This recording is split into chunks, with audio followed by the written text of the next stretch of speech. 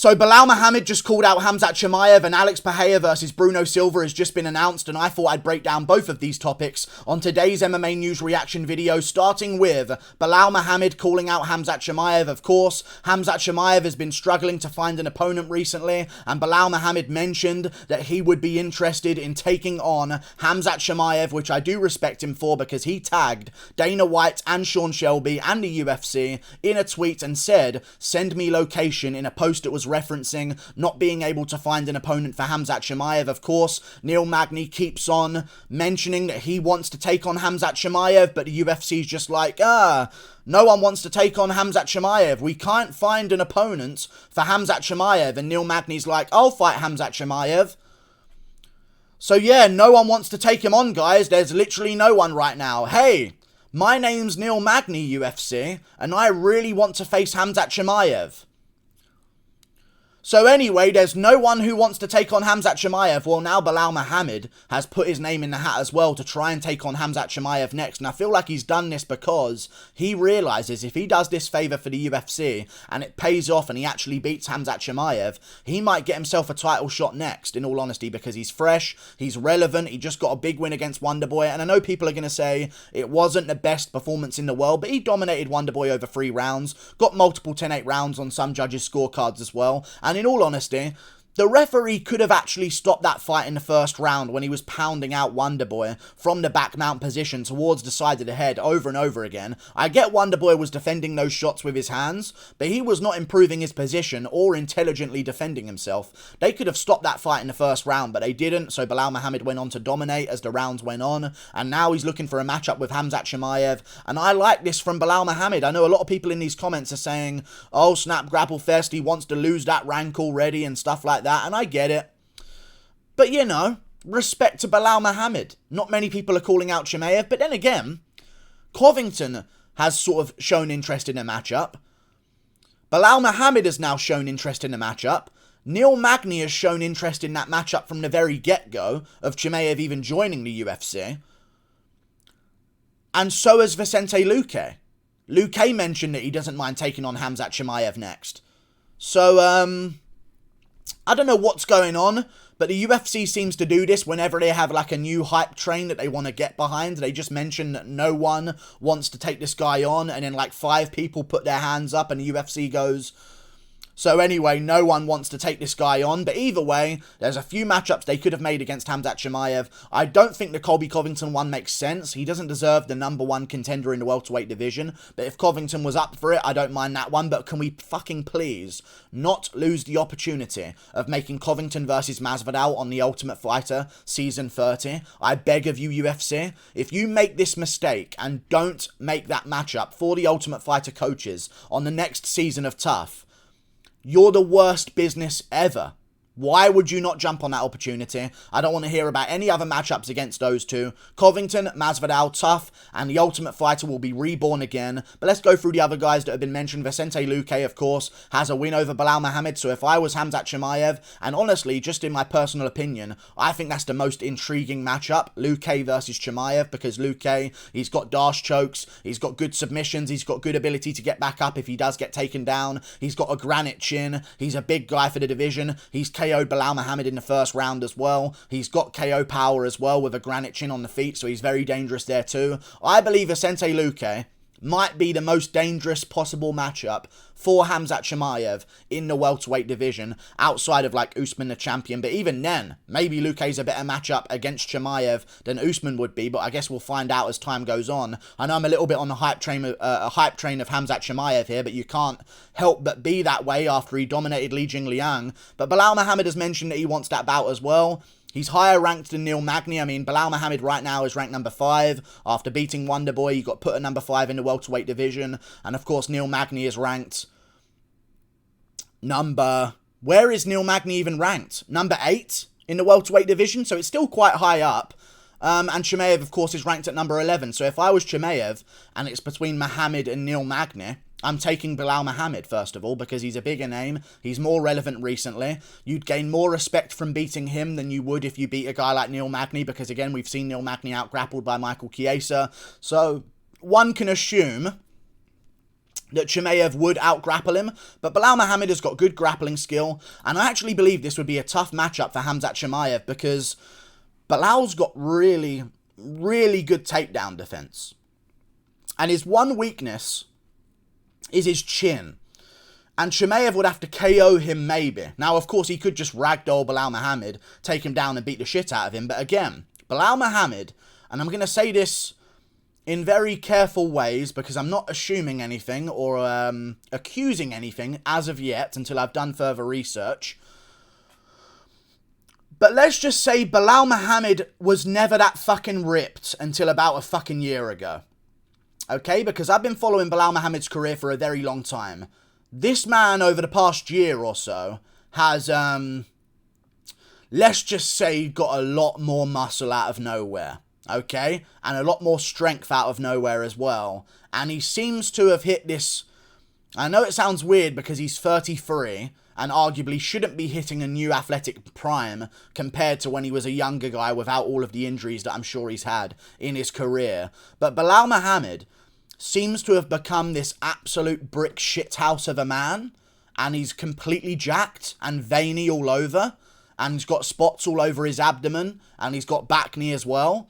So, and his head seems to be growing exponentially because he's got a giant head now, and he never really used to have that big of a head. I'm not assuming anything here, but I think he could be a little bit of a problem for Khamzat Chimaev, potentially. Now, I like this matchup. I think it should happen. There'll be a little bit of beef as well, I'm sure, because, of course, Belal Muhammad does like to talk a little bit of shit. He put up a poster on his Twitter account of him and Chimaev sort of facing off against each other. Maybe he's still riding high from the adrenaline of beating Wonderboy and being put in the top 5 of the welterweight division, but I like the fucking cojones on him. He doesn't want to take on Luke because he got smoked in the first round. Leon Edwards, I don't think that rematch is going to happen because of the weirdness of the first time, and also they aren't so far removed from that first fight either. Don't think he'll get Gilbert Burns next. I don't see him getting Colby Covington next either because I think he'll fight Jorge Masvidal. So that leaves him with not many options but to take on the next hype train and maybe earn his title shot. Now, I do believe that Khamzat Chimaev would take down Belal Muhammad, beat him up on the ground and do whatever he wanted with him and finish him because I think Chimaev's just too big for these welterweights. It's going to take a middleweight like a Marvin Vettori or a Robert Whittaker to maybe have a chance at stopping him. Maybe mainly Marvin Vettori in terms of middleweights that are going to compete there in the future. Paulo Costa could also be a bit of a problem for him, but I feel like Marvin Vettori, of course, is the one guy that's staying in the middleweight division for now. So I think he's the real problem for Khamzat Chimaev in his future career. But I like the Belal Muhammad matchup. Number 5 versus number 11. It makes sense, but can I say this? Get it fucking done, UFC. What the fuck is going on that January pay-per-view card? I know what's going on. Ngannou's threatening to leave the UFC, so the UFC is tanking that pay-per-view card so fucking badly by making Ngannou the sole pay-per-view seller on that card. No other star power whatsoever, because they want to say to Ngannou, oh, you want to be paid more money? Well, you just sold 80k fucking pay-per-views, so you're not going to get more money. Or you just sold 200k pay-per-view buys. We've got Usman, who sells more than that on his cards, and we pay him the same amount as you. You should be lucky you're getting this amount of money. That's what I think the UFC's doing. They're trying to they're trying to tank an Ngannou pay-per-view card in January, suicide the card completely so Ngannou has no negotiation power once that fight's over, because I doubt it will sell too much, because Greg Hardy's on the fucking main card, amongst other fighters that just should not be on the main card. I mean, who else is on that main card? They don't even have 5 main card fights, so I assume it's going to be Michael Morales versus Trevin Giles. That's how intentionally bad that card is. Now, we move on to another topic. But if this matchup does happen, the winner, of course, would be in a title elimination position. But again, we don't move on to another topic. Get this fucking fight made, UFC, because Chimaev versus Magny should have been booked by now. It should have happened in December. You've got a guy in Khamzat Chimaev who wants to be active and compete as much as possible. He will compete every weekend if you give him an opponent every weekend and pay him every weekend as well, by the way, because he does care about that moolah. Either way, Neil Magny wants it. So if Belal Muhammad's just talking absolute bollocks, because I guess he might have a little bit of a suspension or he can't turn around as quick, I don't want to see a Chimaev fight booked for March of next year. I really don't give a fuck, because Chimaev put out a message earlier this week that said something about March the 5th is when he wants to come back, but I don't fucking want to wait 12 fucking weeks to see Khamzat Chimaev fight. Let's get them in January on a Fight Night main event, or even on that pay-per-view card in January as well, against Belal Muhammad or Neil Magny, or fuck off. I don't have time to wait around anymore. It's pissing me off. And we move on now to another topic, which is Alex Pereira making his return to the UFC against Bruno Silva on March the 12th. This is a big jump up for Alex Pereira. I know why they're doing this, though, because, you know, it's fucking good. He's really, really fucking good. So you do have to give him a jump up in competition here. And you also got to rush him as well, because I believe Alex Pereira is 33 years of age. Maybe he's 34. I'm going to find it out right now, but I do believe he's 34 years of age, which is not young in any way. 34, born in July, so he's going to be 35 in July. Ideally, you want to get him towards Israel Adesanya within a year, within a calendar year. By the end of 2022, you want to be talking about how can Pereira earn his title shot, or how can Pereira beat Israel Adesanya if the title shot is already being discussed. So, if he does beat Bruno Silva, that'll put him in a great position. This is on the March card of March the 5th, which is looking to be an amazing card already, that I believe might be in America, but it says Las Vegas, but it's like it might be in Brazil, sorry, I thought, but it's a Las Vegas card, but they're theming it very Brazilian. They've got Thiago Santos versus Magomed Ankalaev, Marlon Moraes versus Song Yudong on the card as well, and now Bruno Silva versus Alex Pereira. Chris Matinho's on the card, Trevin Jones is on the card, Javid Basharat's on the card. It's a decent card so far, coming together quite nicely. Other than those first three fights, Santos Ankalaev, Moraes Yudong, and Silva versus Pereira, you don't need much else on that card compared to some of the other Fight Night cards we've had this year. So, great card, great positioning on the card as well. I hate that it's been booked for the 12th of March. That pisses me off. It just does. Why do we need to wait 13 fucking weeks to see this fight? Training camps are 8 weeks long at most.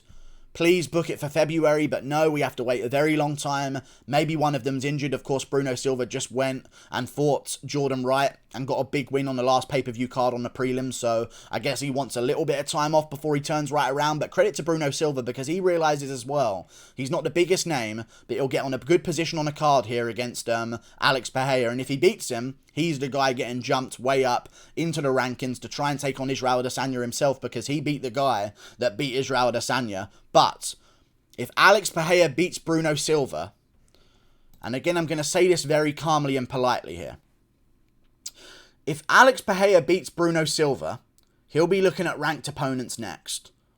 So if Alex Pereira beats Bruno Silva, Brad Tavares is going to shit his pants, okay? Because he will be next. And it sucks to be Brad Tavares, because he's not allowed to have his own career.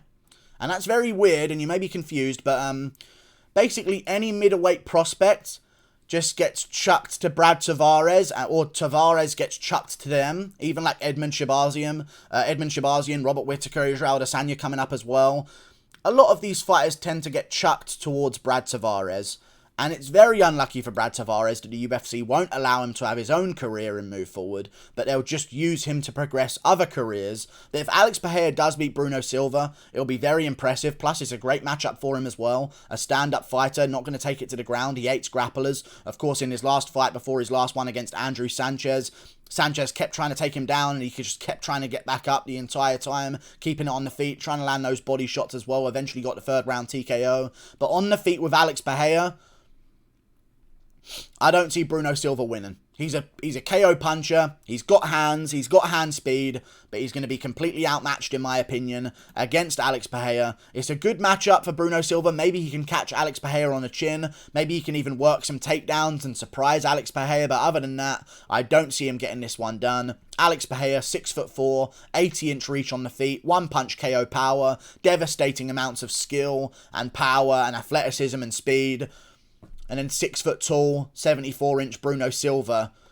who's also not a young guy himself, 32 years of age. I do believe Alex Pereira is going to get this one done, and if he does, we're looking at Brad Tavares, because Bruno Silva is ranked number 21 in the middleweight division. He's gone 3-0 so far in his career, and of course Alex Pereira is currently ranked at 32 in the middleweight division out of 68 as well. He's ranked number 32 with one win, because that's just how shit the middleweight division is. Going 1-0 against Andreas Michailidis, who was bottom of the fucking food chain anyway, puts you at number 31 out of 68 fighters. Winning your debut leapfrogs you halfway up the fucking division, because that's how shit middleweight is. Great matchup for Alex Pereira. I hope he gets this one done. And if he wins this one, we're looking at Brad Tavares. And if he wins this one, I'll make a career pathways video for him as well to decide how he gets towards the title. But right now I'm thinking. He wins this one.